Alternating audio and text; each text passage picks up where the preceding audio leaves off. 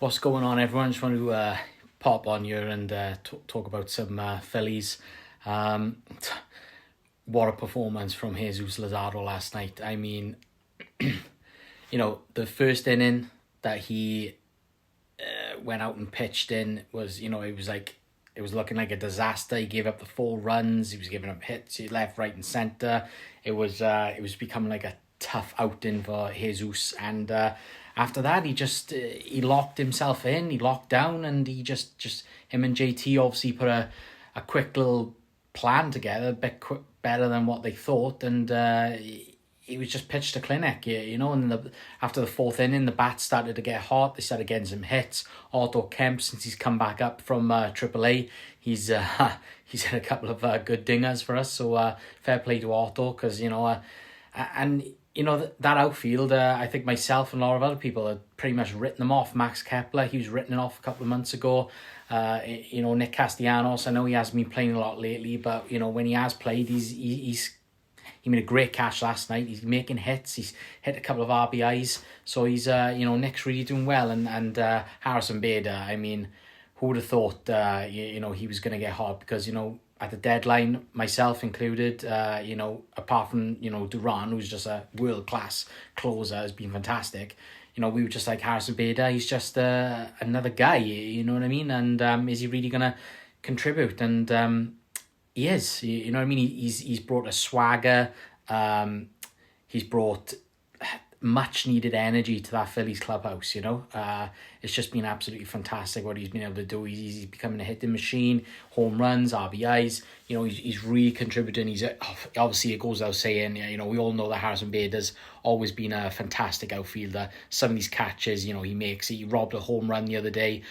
He's just been absolutely fantastic. So, getting to see Jesus again, he's my favourite pitcher for the Phillies. If you know this podcast and you follow all the, our social media stuff, we are big Luzardo guys, and so, it was great to see him get out of that first inning last night and then just lock in and just, 10 strikeouts. I know the initial thought was going to be Luzardo was going to be in the bullpen, but I know obviously with Wheeler out now, you've got to include Luzardo in that starting rotation in October. So obviously in the first round, those first 3 games, I'm guessing Luzardo's going to be one of the starters. I'd be shocked if it's not, Christopher Sanchez, Luzardo, and Ranger Suarez, or Suarez goes second, Luzardo goes third. Nothing wrong with that either, because the 3 of them have just been absolutely fantastic. The Phillies are hot at the moment. But obviously, there's still that reservation in the back of my mind, and I'm sure some other people out there that, the Phillies, they got to prove it in October. The last couple of years have been tough since the World Series. You know what I mean? It's been hard. So last year was just an almighty collapse. So they got to prove it in October. You know what I mean? Harrison Bader, Luzardo, all these guys, Max Kepler, all these guys are stepping up. Trey Turner's going to be back hopefully in October, but we don't know what Trey's going to be like. Can we really expect him to be as hot as he was before the injury? I don't know. It's a tough one. He may not be. You know what I mean? Bryce Harper might go cold. Kyle Schwarber might go cold. So this whole team is going to have to contribute, and they've got to prove it in October. So that's the thing for me, is they got to prove it in October, because otherwise it's just going to be the same old story. The Phils become a one and done, and they're getting close to that 76ers territory, which is what we don't want. But yeah, so I just wanted to come on here. There's a new podcast, me and Justin from Tennessee, my partner on this pod. We're filming a new podcast tonight. We're going to be previewing the Eagles and the Chiefs on Sunday. See a big matchup between Hurts and Mahomes. It's sort of like the tiebreaker game, because they both got 2 victories, 2 losses against each other. So it's going to be a big matchup. Obviously, the Chiefs are a bit down at the moment. So, the Eagles have got to capitalise. But then on the other hand, it's the Chiefs' first home opener. They've never lost a home opener for a while, at least. Anyway, I don't know the correct numbers on that. But, so it's a big matchup. They're probably going to have Xavier Worthy back. He's obviously a really big speed threat. We've got the issue at cornerback too. So obviously Adoree Jackson's probably going to start. He's got some stuff to prove. He's got to, fight for his place in the team.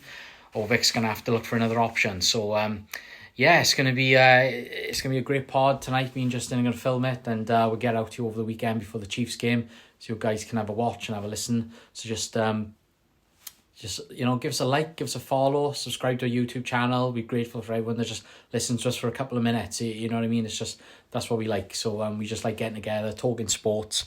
We're both not, as the pod is, they not from Philly. That's what we are. They not from Philly podcast. So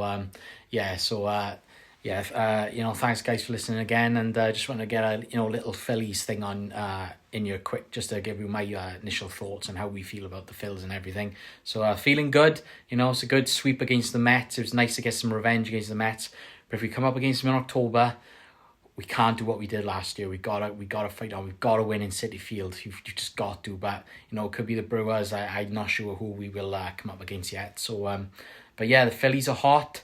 Down go the Mets. Go Phils. Ring the bell. Give us a like. Follow. Subscribe. Go Phils. Go Birds.